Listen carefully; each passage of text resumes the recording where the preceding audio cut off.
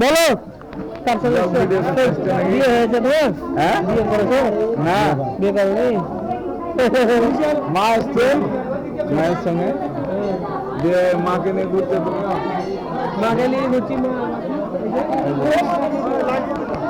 বলেন ভালো।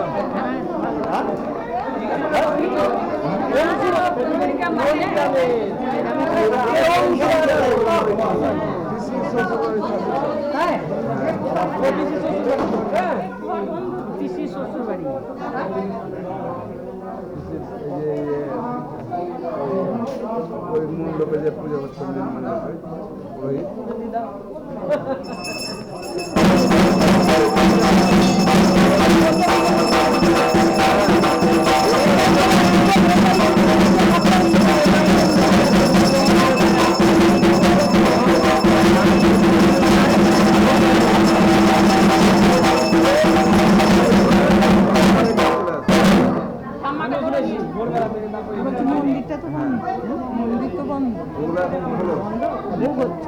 আমি শুনেছি, কিন্তু আরেকজনের মুখে শুনতে পাওয়া যাচ্ছে কিছু লোকের মুখে, ওরা বলছে যে বলে মায়ের ব্রহ্মশিলাটা বলে আনা সম্ভব না, যেখানে পড়ে থাকে বলে সেখানে পড়ে থাকে।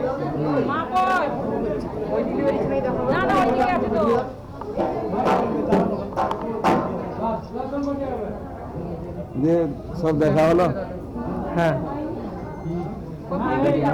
বলছি যে ব্রহ্মশিলাটা কি এখানে আছে না ওই মন্দিরে আছে? এখন ওখান থেকে এখানে আনা হয়েছে 300 বছর আগে। হ্যাঁ হ্যাঁ, মোগল আমলে এটা আনা হয়েছে এখানে, আমি শুনেছি। কিন্তু আবার অনেকে বলছে, অনেক ব্রাহ্মণে বলছে কি মায়ের ব্রহ্মশিলা বলে তোলা যায় না। তাহলে তোলা গেল কি করে? এটা একটা প্রশ্ন চলে আসছে। না তাই বলছে বলে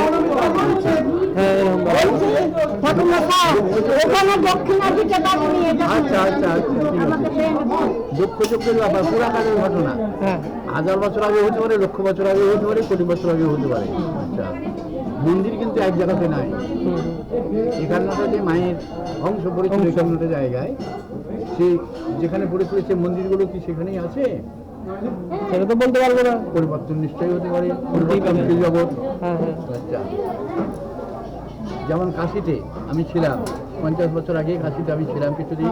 তখন প্রথম ছিল বিশ্বনাথ মন্দির, সেটা এখন বিধর্মীর দখলে। সামনেদার মসজিদ, পেছনদার মন্দির, আজান দেয় মুসলমানরা। এখানে যখন বাংলার রাজধানী ছিল ঢাকা, ঢাকা থেকে যখন রাজধানী পরিবর্তন করছে মুর্শিদাবাদে মুর্শিদপুরি খান, সে সময় মুর্শিদাবাদে হিন্দু রাজাদের মানে একটা আতঙ্ক জাগে। আর জানার একটু কথা বলছি তো, দিচ্ছি, দিয়ে দিন। আচ্ছা, সে সময় মুর্শিদাবাদে হিন্দু রাজাদের মানে একটা আতঙ্ক জাগে। কেননা প্রথম জীবনে মুর্শিদপুরি খান ওটা বাংলার প্রতি অত্যাচার করেছিলেন। পরে থেমে যায়, পরে থেমে গেলে সেই আতঙ্ক তখন মানে আসে। তাই হিন্দু রাজারা চিরশ্রী মাকে এটা পান্ডাপাড়া ছিল আগে। হ্যাঁ, শুনেছি আমি 172 জন পান্ডা মিলে বলে এখানে নিয়ে আসা হয়েছে। হ্যাঁ, 172 জন নয়, 172টি পরিবার, মানে পরিবার হতে পারে, 1000 জন হতে পারে, এই এলাকা জুড়ে বসবাস করতেন। তাই পান্ডাপাড়ার মধ্যে এনে মাকে গোপনীয়ভাবে সংরক্ষণ করা হলো। এই চিরশ্রী মাকে মায়ের ব্রহ্মশিলাকে মায়ের আদি মন্দির থেকে নিয়ে এসে এই পান্ডাপাড়ার মধ্যে গোপনভাবে সংরক্ষণ করা হলো। তখন থেকে বলা হয় চিরশ্রী মায়ের গুপ্ত মন্দির। তখন থেকে মায়ের নিত্য সেবা পূজা ভোগ আরতি সব কিছুই থাকে। টাকার জন্য বিশ্বাস রাখার জায়গাতে আছে, এটা হলো কথা। যাই হোক, ওখানে প্রথমে পড়েছিল, তারপরে এখানে এনে রাখা আনা হয়। এটা গল্প জায়গা, আদি জায়গা। হ্যাঁ হ্যাঁ, আদি মন্দির বলে লেখা আছে। হ্যাঁ, আদি মন্দির লেখা আছে। ওই জায়গাটায় মায়ের আদি জায়গা, ওখান থেকে মাকে। আর এখানে কি সবাই মুসলিম আশেপাশে গুলো? আশেপাশে সব মুসলিম বাস করে না এখনো হিন্দুদেরই বাস আছে? না, প্রপার কিশোরীর মধ্যে হিন্দু, প্রপার কিশোরীর মধ্যে হিন্দু। হ্যাঁ, কিশোরীর আশেপাশে আছে। তো এরা ভালো, এরা অত্যাচারী। 50 টাকা খুচরো করে দিন তো। ওই অসম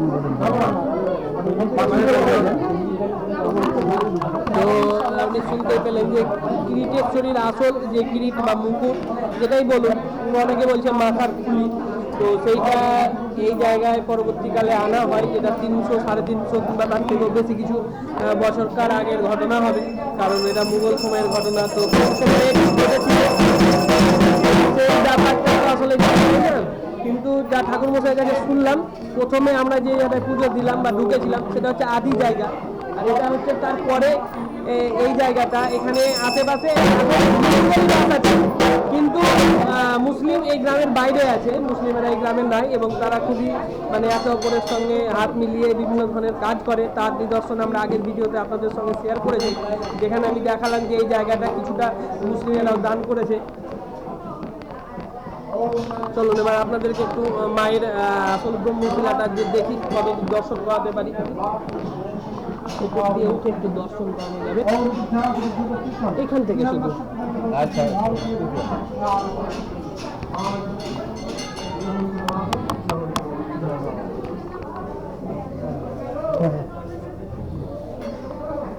পুষ্পাঞ্জলির ফুল সবাই মিলে ছিঁড়ে ছিঁড়ে নিয়ে নিন, সবাইকে ছিঁড়ে ছিঁড়ে দিয়ে দিন। এটাই হচ্ছে আসল কিরিটেশ্বরী মায়ের ব্রহ্মশিলা। এটার মধ্যে আছে ব্রহ্মশিলা, দেখতে হয় না, তাই মাকে বসন করিয়ে রাখা আছে।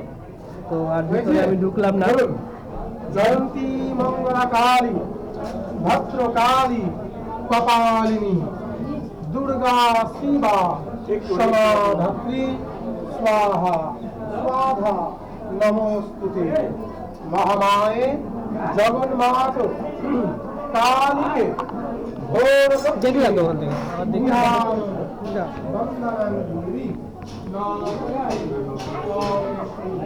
এখানে শনি মঙ্গলবার পুজো হয় প্রত্যেক পৌষ মাসে, এবং সেটা প্রচন্ড ভিড় হয়। আজকে ভিড়টা একটু কম কম লাগছে অন্য মানে আগের বারের থেকে। কি ব্যাপার? শীতের সময় তো মানে শীতের সিজন, আচ্ছা একটু বেলা হলে পরে তখন আস্তে আস্তে ভক্তের ভিড় হবে।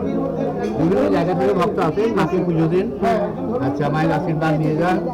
আচ্ছা, আর দ্বিতীয় মানে এখন শেষের দিকে ভিড় হবে খুব।